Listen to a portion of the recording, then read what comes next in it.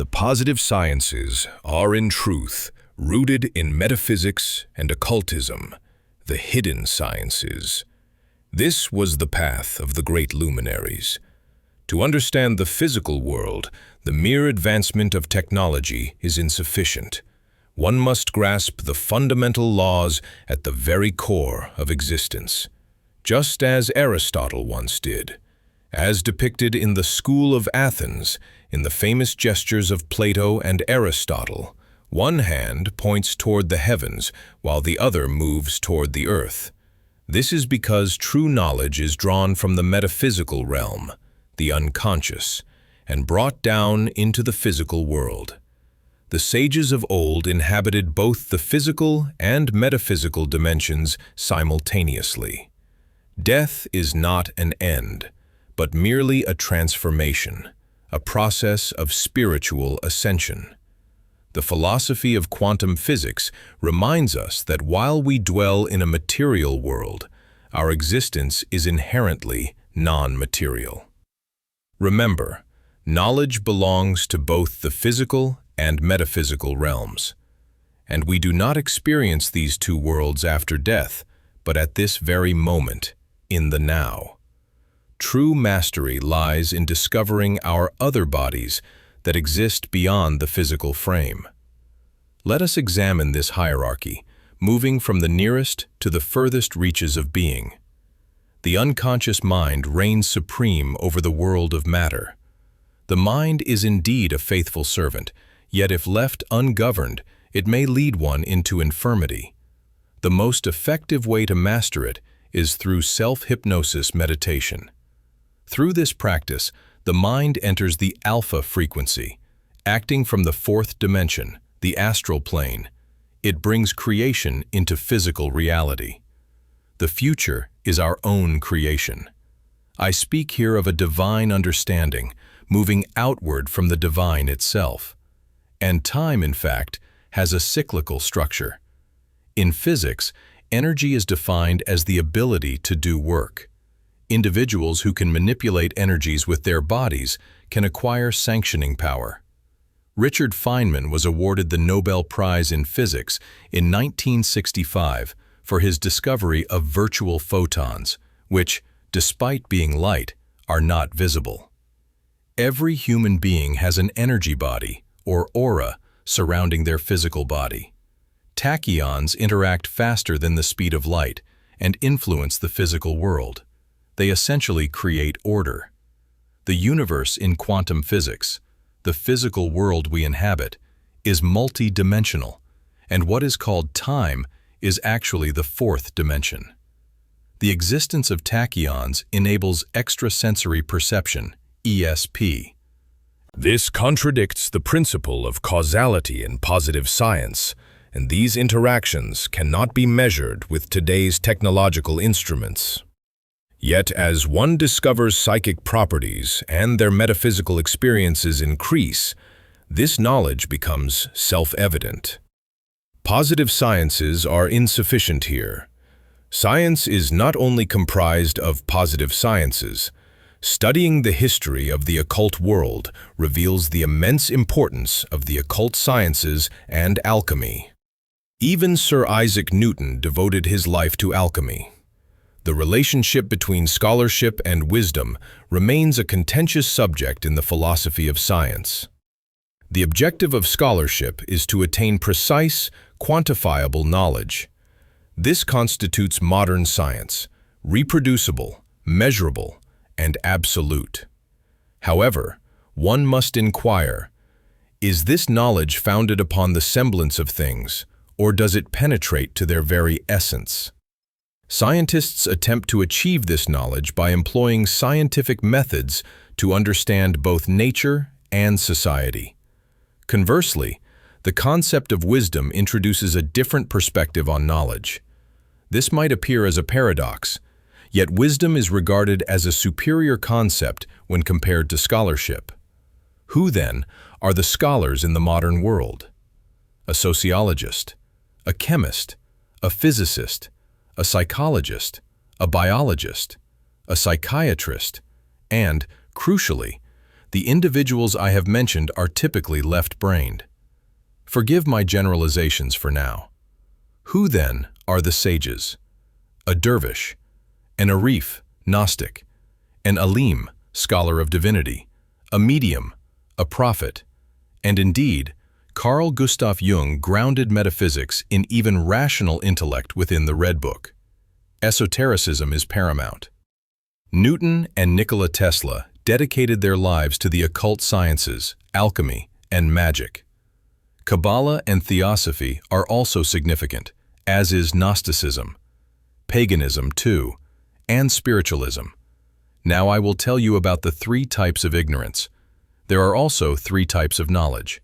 Simple ignorance, the state of not knowing, whilst remaining fully conscious of one's own lack of knowledge. Because this awareness exists, the path to learning remains open, as the individual recognizes their own limitations. Compound ignorance, the state of not knowing and being entirely unaware of that ignorance. Consequently, the opportunity to learn is effectively closed, for one cannot seek to fill a void they do not know exists. Complex ignorance, the most despondent of cases, to be ignorant, unaware of it, and yet to profess expertise. Such individuals are fundamentally incapable of growth or genuine understanding. Whilst they may attain high professional standing, this is an entirely separate matter from intellectual development. Modern science operates under the principle of falsifiability. Scientists themselves acknowledge that modern science will always remain insufficient in explaining the truth of things through mathematics and geometry. Using this modern scientific method, a person can never fully recognize their self.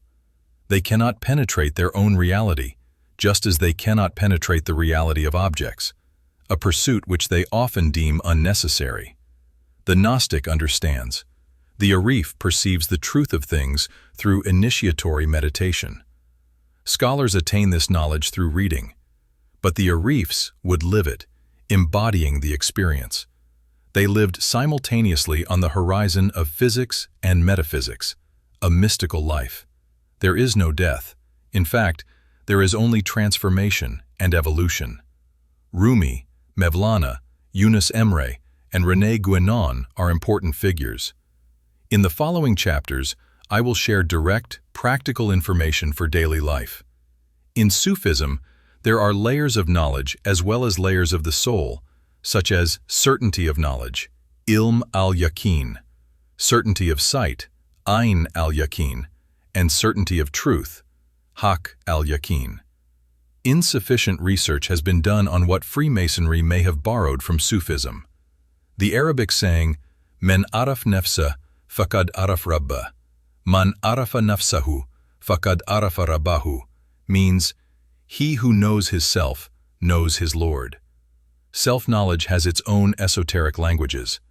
Sufism defines levels of the soul such as the contented soul, nafs al-mutmainna, the pleased soul, nafs al-radiya, the pleasing soul, nafs al-mardiya, and the self-reproaching soul, nafs al-lawama. The highest level is the perfect human. One of the most fundamental cognitive paradoxes of the modern age lies in the inverse correlation between the sheer glut of information and the actual discernment of truth.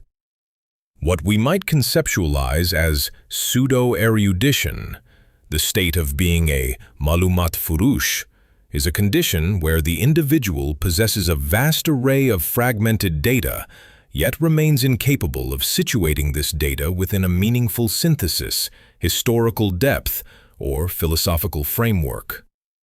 This phenomenon effectively transforms the mind into a mere data warehouse, ultimately atrophying the capacity for contextualization, the very cornerstone of intellectual profundity.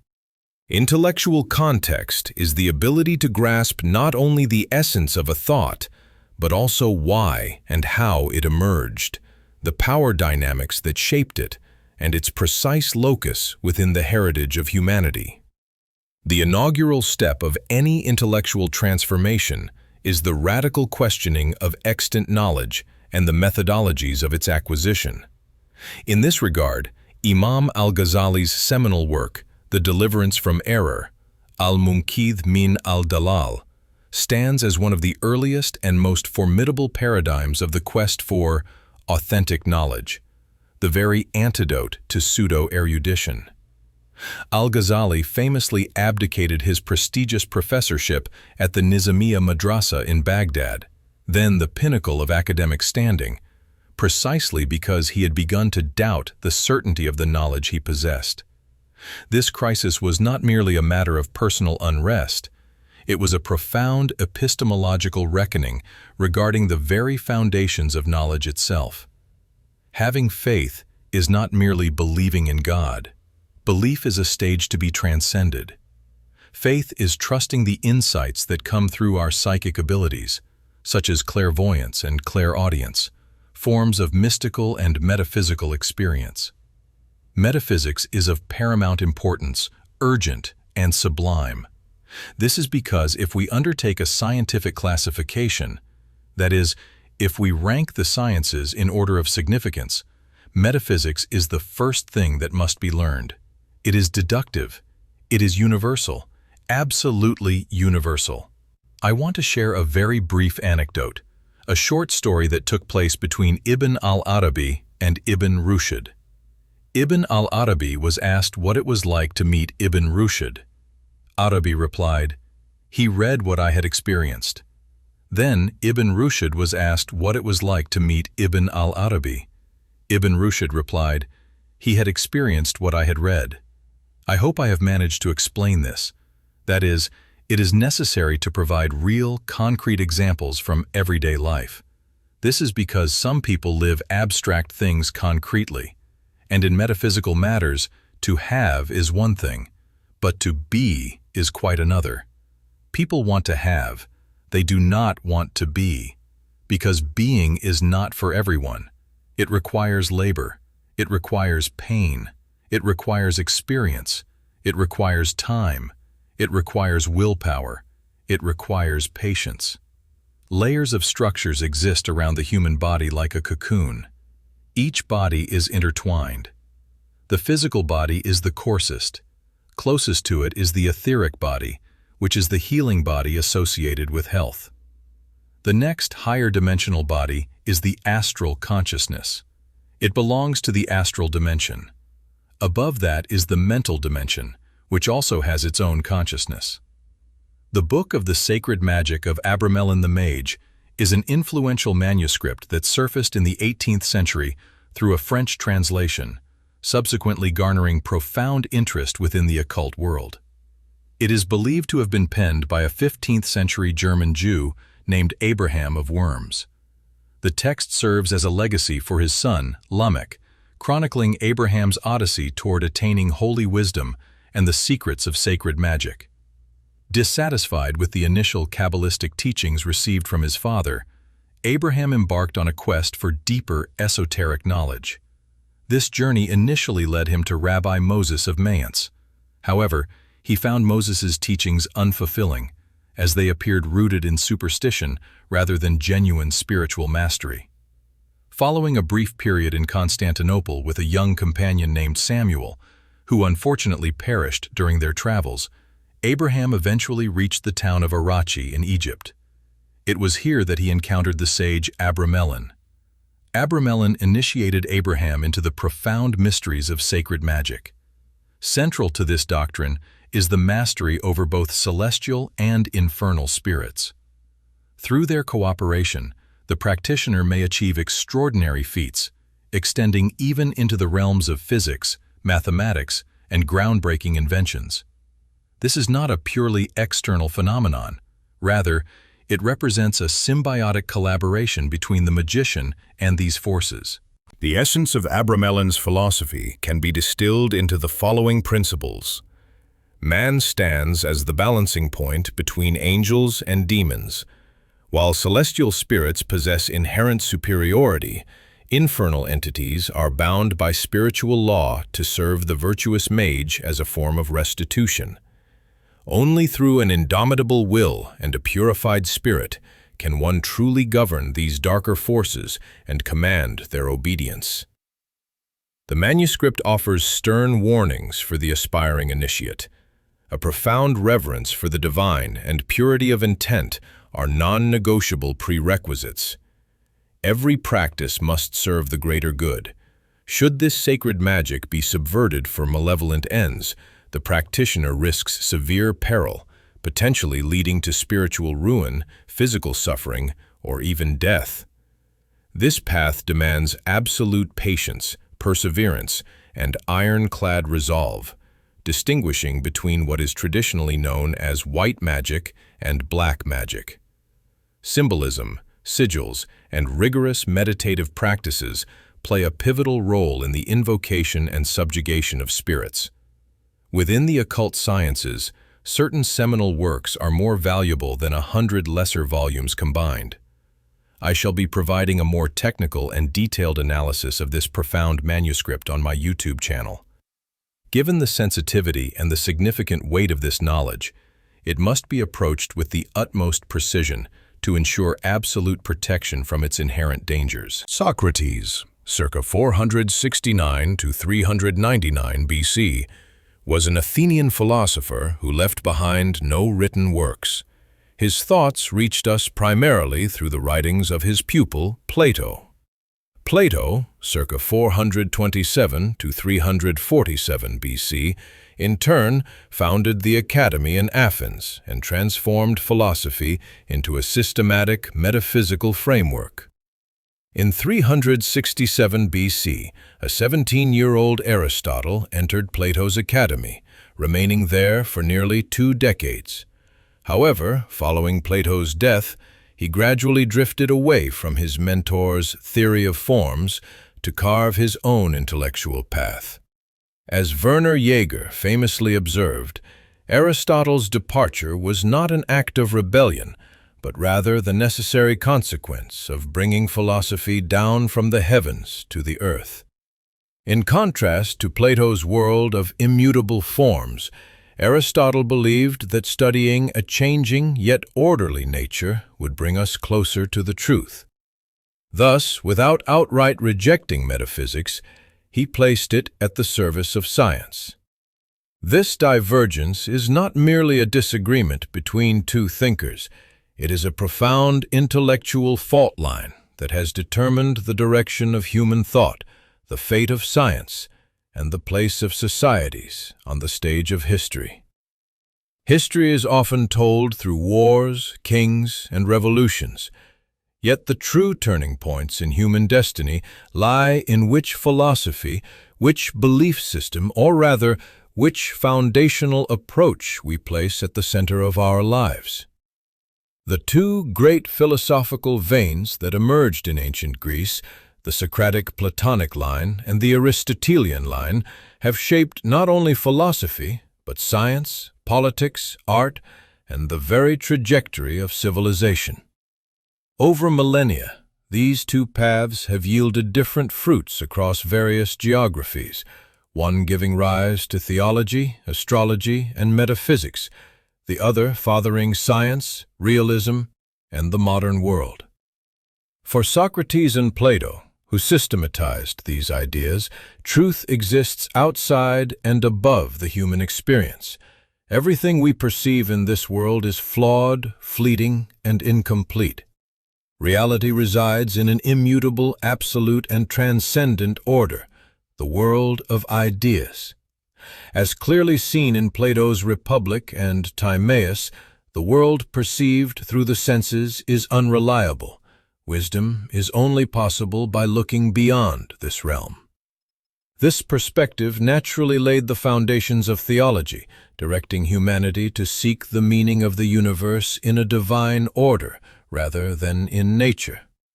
Even astrology, which interprets the heavens and the ideals as the arbiters of human fate, finds its earliest seeds in this line of thought. Man is not the measure, God is. Consequently, pleasure is viewed with suspicion or even as an evil. Pain and suffering are exalted as tools for purifying the soul. In truth, this is often a fallacy. Nietzsche's famous maxim, "What does not kill me makes me stronger," may hold meaning in specific contexts, but it is misleading when generalized. Not all pain strengthens, not all suffering fosters maturity. To glorify pain, or to present it as a goal or a virtue, is fundamentally flawed. When one encounters suffering, one must fight it and strive not to be crushed by it. Yet this struggle does not always result in empowerment. Some agonies do not propel a person forward, they drag them backward. To suggest that severe traumas, such as sexual assault or the total deprivation of human liberty, strengthen a person is both unrealistic and psychologically damaging. Such experiences are destructive rather than instructive. While pain undeniably has a transformative side, this transformation is not always positive. The objective, therefore, is not to sanctify pain, but to understand it and refuse to let it break the human spirit. Regrettably, almost all religions sanctify suffering, particularly idealizing the pain and agony endured for the sake of others. Aristotle, however, stands exactly at this juncture and shifts his gaze. His philosophy contains a quiet yet monumental revolution. Truth is not in the heavens, but in this world. For Aristotle, one must observe nature rather than merely contemplate ideals. Experimentation and observation take center stage. As he notes in his Metaphysics, being can only be understood through individual, existing things. It is from this foundation that science, astronomy, logic, and biology were born. As Jonathan Barnes points out, Aristotle was the first philosopher to examine nature systematically. It is a common misconception that Aristotle represents a total rejection of metaphysics. Aristotle is science, yet he reached physics by way of metaphysics, notably in Book Lambda. Regarding pleasure, Aristotle is neither a denier like Plato nor an unrestrained advocate. As he articulates in the Nicomachean Ethics, pleasure is a good, but it becomes corruptive when it becomes the sole purpose of life. Similarly, a life defined entirely by pain and suffering is not a good life.